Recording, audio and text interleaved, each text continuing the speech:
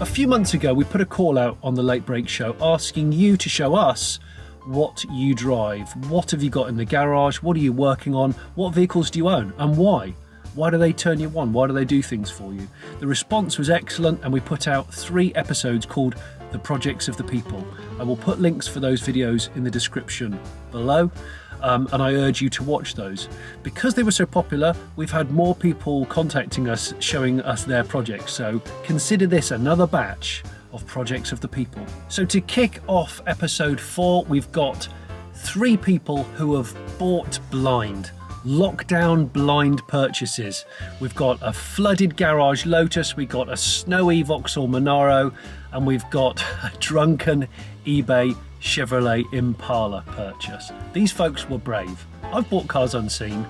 Most of the time it's panned out.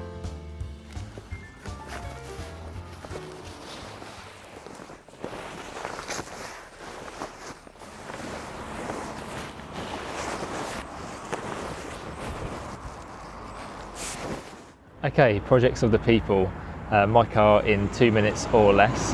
Well, this is my lockdown Lotus, my Lotus Esprit Series 2, which I bought during May last year during the first lockdown, and it was sight unseen off of eBay, probably for too much money. But this car has a bit of an interesting story. So this is a one owner car with 30,000 miles, and prior to my ownership, this car had been stored in a damp / flooded garage for over 22 years. So I should probably stop there and explain why the car was in this garage for 22 years. The previous owner had died sadly in 1998, and his family, having sold the house, didn't realise the garage it was in was a separate property. So years later, property developers sought to demolish the garage with the Esprit inside and made this amazing discovery, which makes this car ripe for restoration and a very exciting project which I'm taking on. Obviously the Lotus Esprit is a British sports car, or supercar if you count the later turbo ones with James Bond connections, so I feel very privileged to own and work on this car, but also a bit daunted by this being my first full car restoration. A one owner flooded Lotus. This sounds like some sort of cruel recreation of The Spy Who Loved Me. And it's really brave for him to be buying his first restoration project as a flood-damaged 70s Lotus. Crumbs. But hopefully it will be something nice to drive when it's done, and a nice stablemate for my MGB GT, which is a long-term ownership there, and also my Jaguar XK8. So that's it, my Lotus Esprit lockdown project, and back to Jonny Smith. Hello Jonny, and hello everyone watching the Late Break Show. My name's Rick, I come from Warwickshire, and this is my project car. This is a 2004 Vauxhall Monaro 5.7 litre V8. The LS1 engine is in it. It was badged as a Vauxhall over here, but Aussies will know it as a Holden, obviously. I picked up this car in April of last year as a bit of a lockdown treat for myself. I hadn't really done anything for my 30th the year before, and I've always fancied one of these, and I did everything wrong. I basically found the first one, fell in love with it, and bought it because it was a good price. It was actually a good price. It all worked out in the end. I don't recommend you do that though. But there are a few little bits and pieces that need doing. Little sort of trim bits here and there. For example, that button fell off on the steering wheel. There's that bit which has gone missing there. That's a little bit manky. I had to actually change the driver's seat because the electrics get trapped when you put the seat position in the lowest point. So then you end up with this sort of gangster lean going on, which isn't exactly the most optimal way in order to drive a car. And just a few other little bits and pieces. The previous owner got the big brake kit on it as well, which is great. So that means that if I want to do, for example, a supercharger mod, or possibly even turbocharging it, maybe both, at least I'm going to be able to stop. But the other thing I did manage to do actually with it, before we all went into lockdown craziness, is go around Donington Park. So I'm going to leave you with a flyby of me going past at full chat, and thank you very much for what you're doing, Jonny.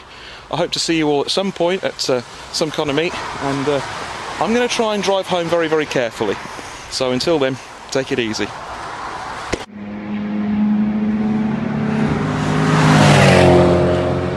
I'm from Sedona, Arizona in the USA, and I bought this baby on eBay by mistake after a couple of beers. It's a 1961 Belair with a twist. Kind of difficult to throw this all into 2 minutes, but I'll do my best. So this is her arriving on the trailer. Breakfast day.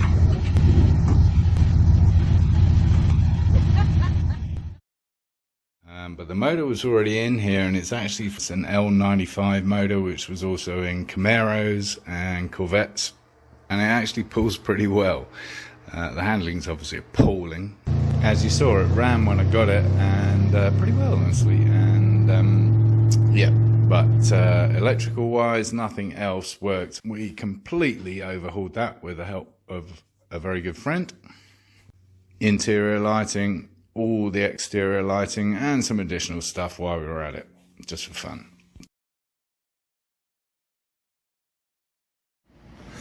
There's the tail lights, or blinkers as the Americans like to call them. I was never going to restore it to a show car, so it was a question of the rat rod route. Exterior wise, I went for a kind of World War II bomber theme. Replaced the missing trim with bolts and rivets. The interior was horrible, so all the door panels I actually made up myself with hardboard and leatherette, and hand riveted every single one of these rivets. Massive holes in all the floor pans, replaced. And new carpets and seat covers. So the story continues. I'd always wanted a crazy American car, so just be careful what you wish for. If you'd like to see more of this lunacy, please visit my website and hit the YouTube link. These next clips all come from the other side of the world from me, Australia. It seems Aussies have got pretty big garages, and they like to use them. Please meet Rob and Mark and Mark. This is a 1975 Land Rover Series 3 petrol 88-inch wheelbase, and his name is Greg. I think he's got a really interesting backstory, and why his name is Greg. He was actually owned by Farmer Greg for the last 40 years. Until Greg got too old to drive him, I found him on an outback Queensland farm, where some years he was registered on the road, but most years he wasn't, and spent a lot of time on an absolutely enormous property with a huge mountain range out to the west where there were gold seams. So he spent days out there fossicking for gold with his owner Greg, and also they used the back of the platform as well on the tailgate for hunting trips for shooting. That's a very abridged version of some really cool tales which Greg told me about the car. However, he's now safely with me, rescued from the farm, and I'm here to give him a new lease of life. So my plan is to turn this absolutely wonderful machine from a farm boy to a beach boy.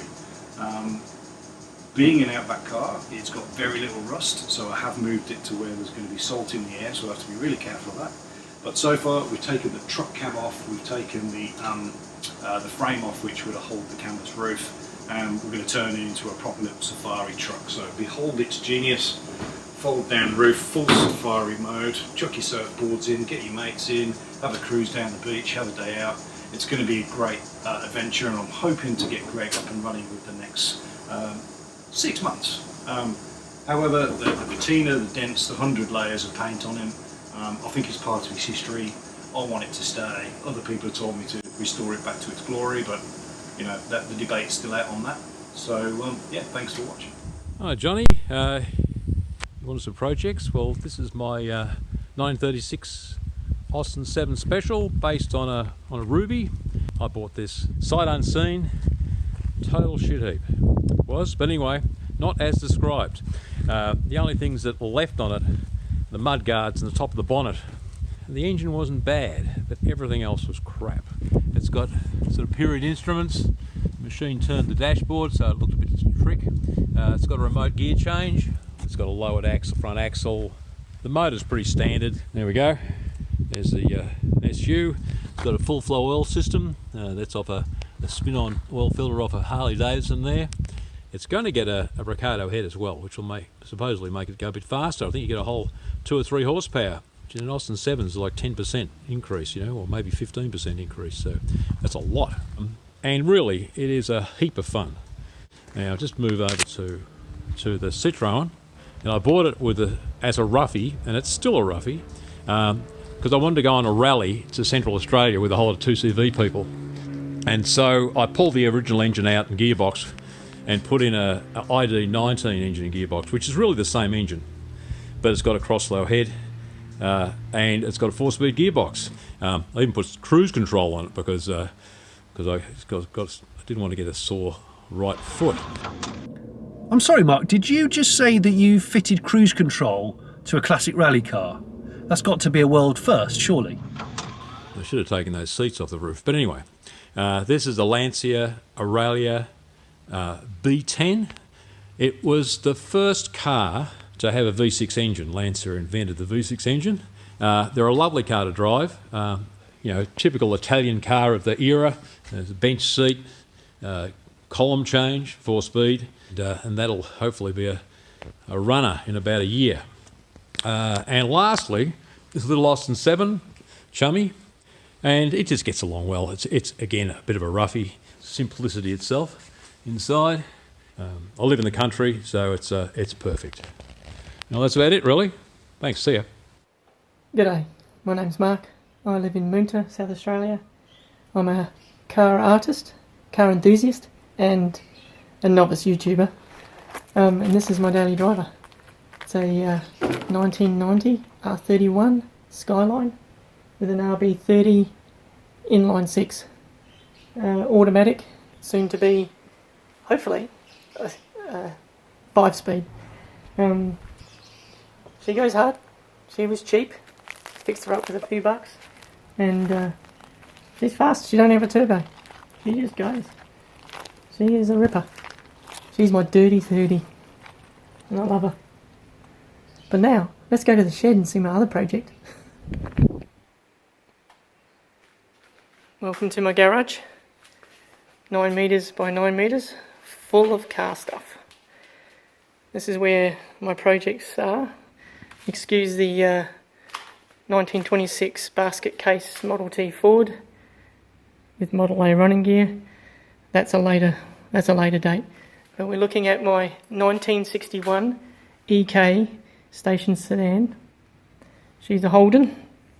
She's a beauty. She's the one with the fins, the cool fins with the cool tail lights. But she's in 1,000 pieces, and she is everywhere. There's a lot of work going on. I've had it for 20 years. She's about due for some rust repair, which is happening in here at the moment, and she'll be sweet when she's finished. It's going for another colour change. The roof, my son came in last year, couldn't do much with the weld issue, so we did a metallic pearl candy paint job with tiki surfboard flames and textures. It came up amazing. He did a really good job. I gave him a hand. I mean, he was the one with the talent for all those colours, and there was lots and lots of layers of colours there. So that's my project. That's in my shed, and hopefully by 2022 I'll be driving it again. I need to drive it again. Now it's about time for beer o'clock, so cheers. Thanks for hanging out. I enjoyed those. Thank you, Aussies. That was wonderful. You've reminded me of how lovely weather can be nowhere near Britain. Fantastic. And by the way, your idea of rust is not really rust, I don't think. Anyway, this final batch are a particular favourite of mine because all of these cars coming up have had major engine swaps, and nothing says ambition like a DIY radical engine swap. Have a look at this lot. Hi Johnny, my name is Mark Lee from County Durham, and I'm currently sat in my 1995 Land Rover 90 300 TDI. Welcome to my garage and my project. This is my 1989 Land Rover 110 County Station wagon. As you can see, it is currently in many pieces. I bought this last year with a view to refurbishing it, and I've made quite a little bit of progress on this. It's currently had a new galvanised chassis, and I've built it up with new shocks and springs. There's a little bit of bodywork to be going on with there, but what is going to make this Land Rover a little bit different and a bit special is the engine that I'm putting into it.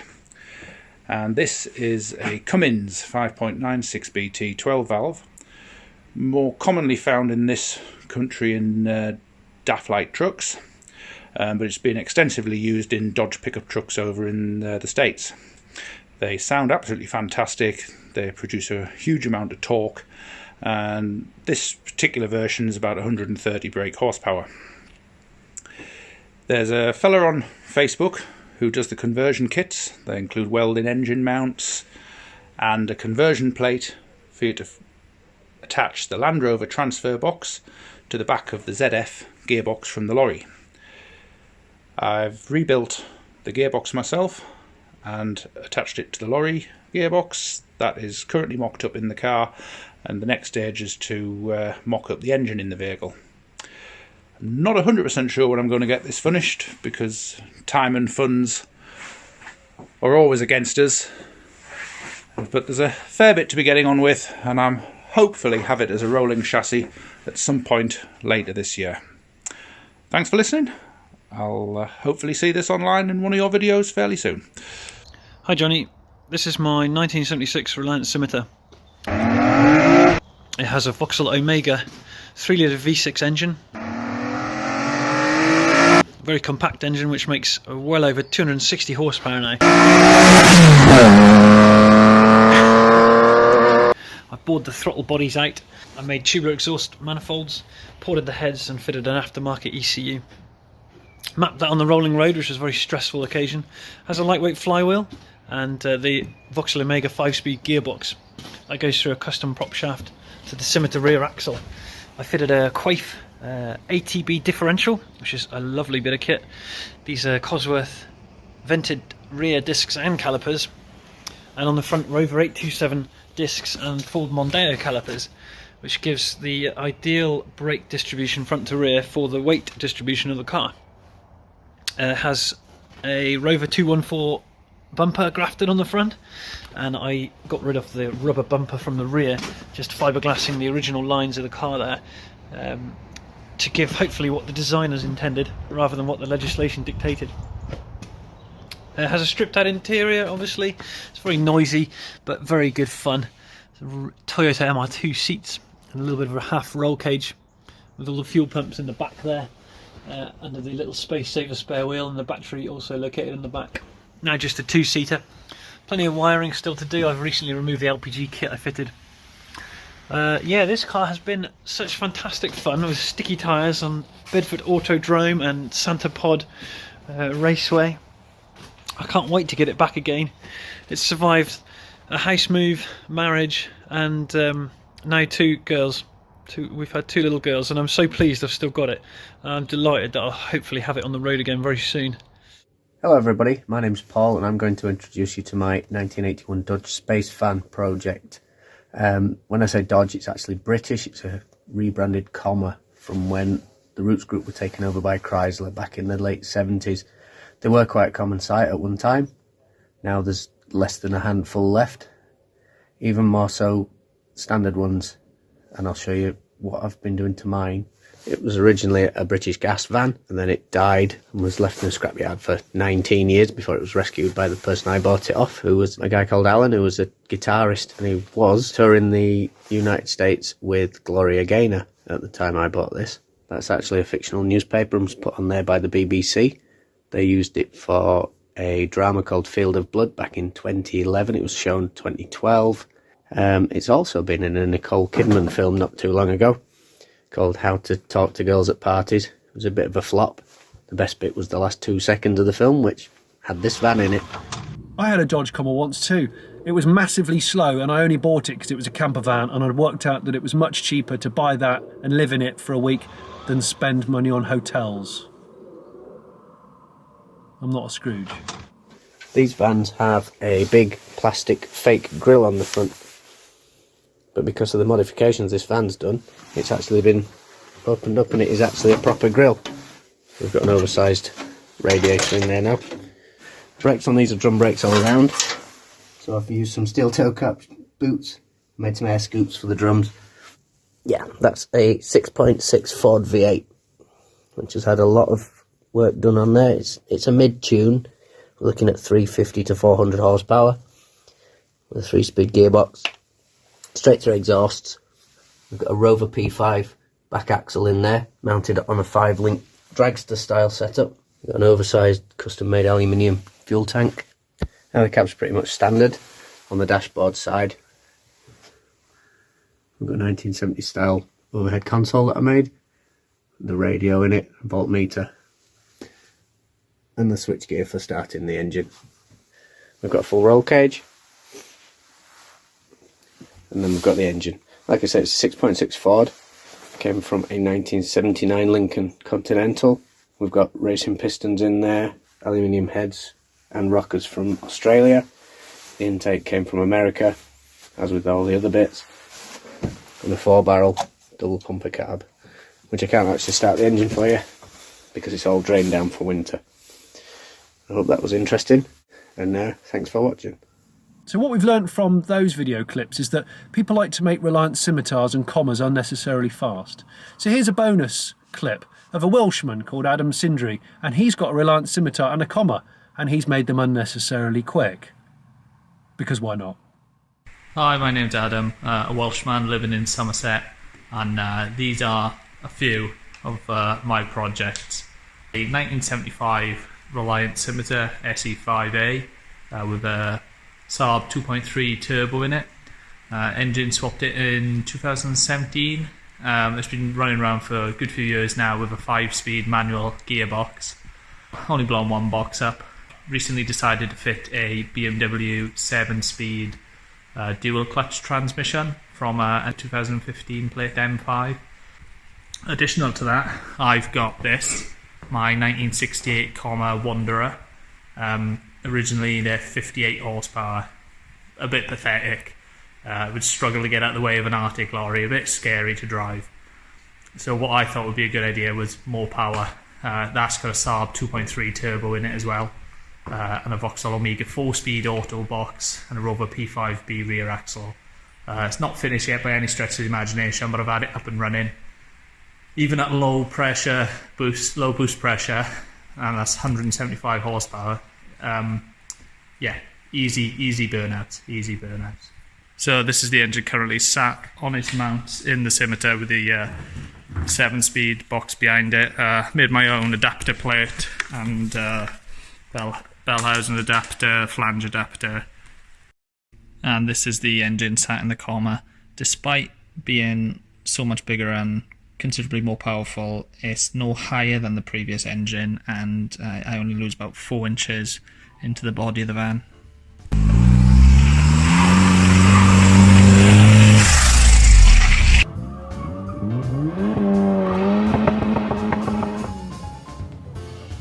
Enjoy those? I hope you did. What a pick and mix of interesting vehicles, and that's precisely what Projects of the People is. There's no prejudice, it's whatever you're into, and it also showcases the talents of you lot out there, of how much DIY hands-on stuff you can do, and what kind of vehicles you're into, and that's what I love.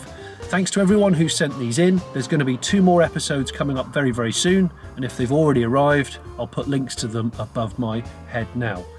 All that's left to say is if you haven't subscribed to The Late Break Show already, please subscribe, and if you like this video, tell us. Click like or something, because apparently it helps with YouTube's algorithms.